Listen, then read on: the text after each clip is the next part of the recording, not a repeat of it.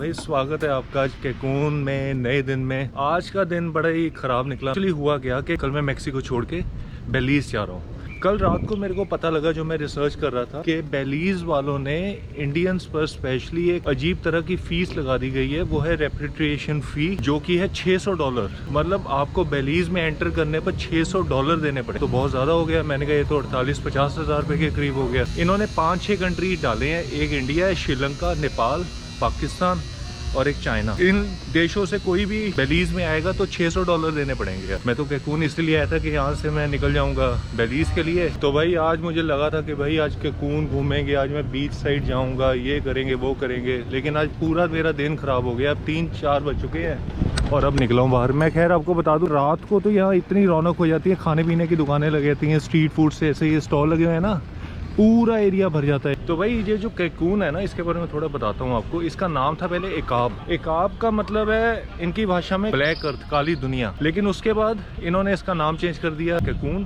कैकून क्या है कि मायान जो इनकी सिविलाइजेशन है ना, उसकी लैंग्वेज है मायान। उसमें कैकून को कहते हैं सांपों का घोंसला, सर्पेंट ऑफ नेस्ट, कुछ ऐसा करके। तो क्योंकि मायान सिविलाइजेशन, अगर आपने कल की मेरी वीडियो देखी होगी चिचिन इट्ज़ू की, वो है ही सांपों पर सारी बनी हुई। और दूसरा जो मैक्सिको है ना, मैक्सिको की जो 1 साल का टूरिज्म रेवेन्यू है, कितना है, वो है $22 बिलियन का। उस $22 बिलियन कैकून का हिस्सा है 1/3। तो मतलब इतना ज़्यादा टूरिज्म कैकून से आता है। मैक्सिको सिटी के बाद सबसे पॉपुलर, सबसे बड़ा और सबसे खूबसूरत शहर है।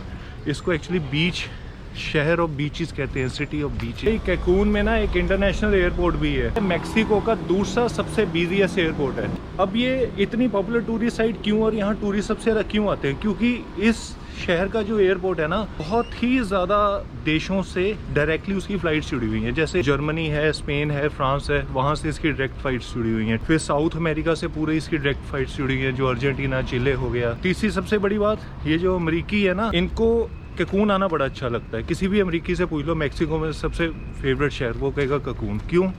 क्योंकि बीच साइड है। क्योंकि इन लोगों के नसीब में कभी बीचेस लिखे ही नहीं हुए, खासकर जो अमेरिकन लोग हो गए, यूरोपियन देश के लोग हो गए। और खासकर जो कैकून का बीच है ना, उसकी एक खासियत ये है कि ये क्रश्ड फ्लोरल्स का बना हुआ है भाई। इसका मतलब ये कि यहाँ तापमान रहता है अक्सर गर्म, एकदम गर्मी से भरपूर रहता है। अभी आज भी जैसे 31-32 डिग्री वेदर है यहाँ, तो इनके जो बीच की जो सैंड है ना, वो कभी भी गर्म नहीं होती। उस पर आपके पैदल चलने पर पैर कभी जलेंगे नहीं। देखो भाई, शाम का वक्त आ गया ना शुरू, तो ये अपने ठेले लगाने की तैयारी होने लगी है इन लोगों की। तो भाई ये पिज़्ज़ा स्लाइस है, एक 20 का। तो भाई अब बता देता हूँ कि कैकून कितना महंगा है। कैकून शहर वाकई में बहुत महंगा है। जो ये लैटिन अमेरिका के देश है ना, जितने भी, साउथ अमेरिका, नॉर्थ अमेरिका भी मान लो यार, इनका ना ट्रांसपोर्ट बहुत ज़बरदस्त महंगा है। जैसे मैक्सिको से मेरिदा आने के लिए, जो कि 1300 किलोमीटर पड़ता है, मैंने टिकट ली थी बस की 6100 रुपीज़ की, 6100 रुपये की यार। हालांकि खाना पीना रहना वो फिर भी सस्ता है इन देशों में, लैटिन अमेरिकन देशों में खाना पीने में कोई दिक्कत नहीं है। मेन आपका जो सबसे ज़्यादा खर्चा होता है ना, वो होता है आपको घूमने में, आपको एक शहर से दूसरे शहर में जाने में। दूसरी बात, जो यहाँ हॉस्टल्स हैं, जिस हॉस्टल में कैकून में मैं रह रहा हूँ, चलो ठीक है, हॉस्टल आपको नॉर्मल रेट 800-1000 रुपये में मिल जाएगा एक दिन का, कोई इतनी बड़ी बात नहीं है। मैक्सिको में भी 700-800 रुपये में मिल गया था। तो यहाँ 800-1000 है, क्योंकि ऑब्वियसली टूरिस्ट लोकेशन है। मेरिदा में मैंने पेप्सी वेप्सी ली थी, कितने की? या हाँ, इंग्लिश, हाँ इंग्लिश, या this video. Man, a little. Yeah, very little. Very little. Yeah. Good. Thank you. बस लोग बड़े फ्रेंडली हैं। मैंने कहा ना, चलते फिरते ऐसे ही आपको बातें करने शुरू कर देंगे, मिलना जुलना शुरू कर देंगे। ये पूरे मैक्सिको में हाल है यार। भाई एक ना इनकी जगह है तुलुम, ये भी एक ना मतलब पहाड़ से में कुछ ऐसा मतलब चीज़ें बनी हुई हैं। चिचिन इट्ज़ा का टूर $42 का। $42 कितने हुए? 80, 32, 3200-3400 रुपये हो गए ना।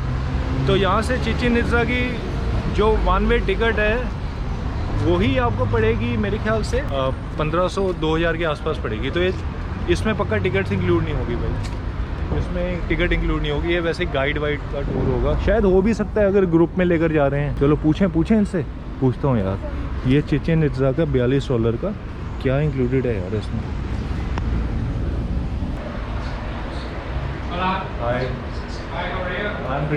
तो भाई मैं अंदर घुस गया था यार गलती से, उसने तो मुझे बिठा लिया। वैसे एक बात बताऊं, इससे बेस्ट प्राइस नहीं मिलेगा भाई। मैं तो कहता हूं कि मेरा रास्ता भी छोड़ो, जो वो बसें लेकर जा रहे हो ना आप खुद अपने दम पर यहाँ आ जाओ।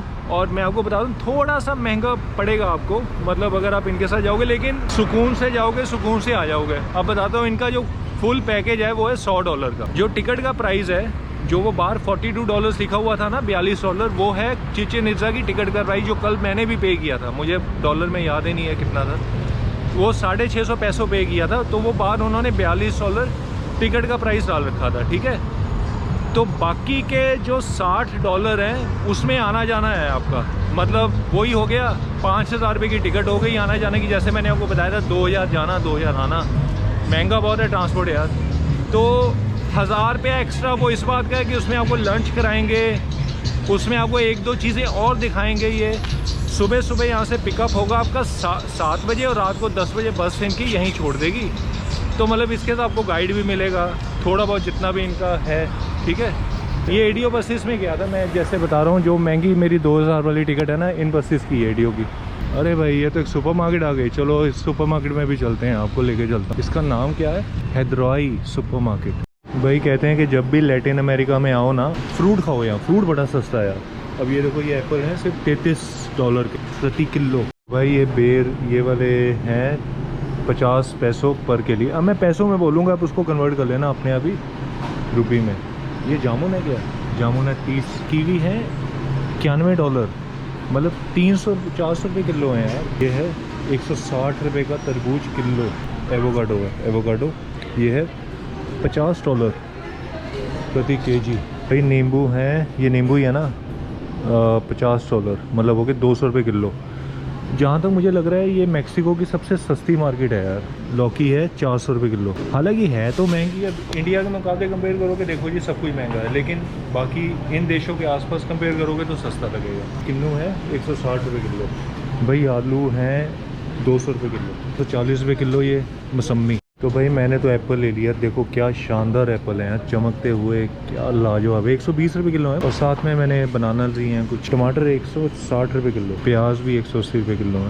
भाई अंडे की ट्रे देखना, ये सिर्फ 160 रुपये की है, 30 अंडे 160 में। पानी है $1.5 का, ये 2 लीटर की बोतल है, 5 लीटर वाला 120 का। सुबह मैंने 19 पैसों की आधा लीटर पेप्सी ली है, ये 22 पैसों में मेरे को मिल रही है 1.5 लीटर।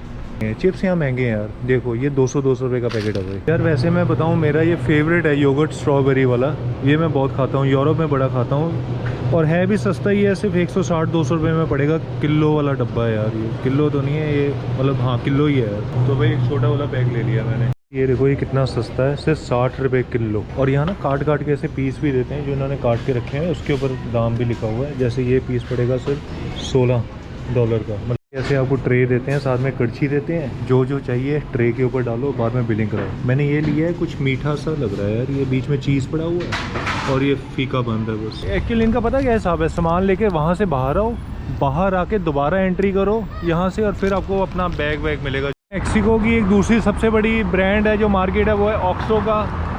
ऑक्सो इस मार्केट से 4 गुना ज़्यादा महंगा है। तो भाई एक मैं तारीफ़ करूँगा सच में मेक्सिको की, जिस भी शहर में गया हूँ ना, मुझे पब्लिकली इंटरनेट मिला है। यहाँ भी पब्लिक हॉटस्पॉट वाईफाई है, उसका नाम है CFP इंटरनेट। ये CFP इंटरनेट ना इनके हर शहर में होता है, पता नहीं ये सरकार ने पब्लिकली लोगों के लिए फ्री बना रखा है। तो भाई ये है मेरा हॉस्टल का रूम, पूरे रूम में अकेला ही हूँ मैं। 6 बेड लगे हुए हैं, और अपना ये वाला बेड है मेरा। और सबसे बड़ी बात है कि इसकी खासियत बताऊं आपको, देखो ये हॉस्टल का लिखा हुआ है नो चेकआउट टाइम हॉस्टल, मतलब इसमें चेकआउट का कोई टाइम नहीं है।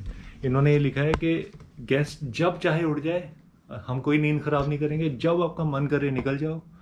और सिर्फ एक इनकी ये रिक्वेस्ट है, कहते हैं ज़्यादा फ़ायदा मत उठाना, कि ये नहीं कि आपकी फ़्लाइट रात को 10 बजे की और आप 9 बजे तक आराम से हॉस्टल में लेटे हुए हो, 10 बजे निकल जाओ या आप अपना सुबह सुबह लॉक करके अपना सामान वामान रख के कहीं पूरा दिन घूमने चले जाओ। ऐसा मत करो, कहते रीजनेबल रहो, जब मर्जी मन करो चेकआउट कर दो, 2, 3, 4, 5 कोई बात नहीं है, लेकिन जल्दी से जल्दी कर दो। AC है 24 डिग्री पे किया हुआ है, हालांकि बहुत बुरा हाल है गर्मी से, यहाँ तो 30-32 डिग्री है। तो भाई ये थी वीडियो आज की कैनकून की, बस ही छोटी सी वीडियो बनाई थी आपके लिए। इसको यहीं मैं रोकता हूँ क्योंकि अब मुझे कल अपनी यात्रा शुरू करनी है बेलीज़ के लिए।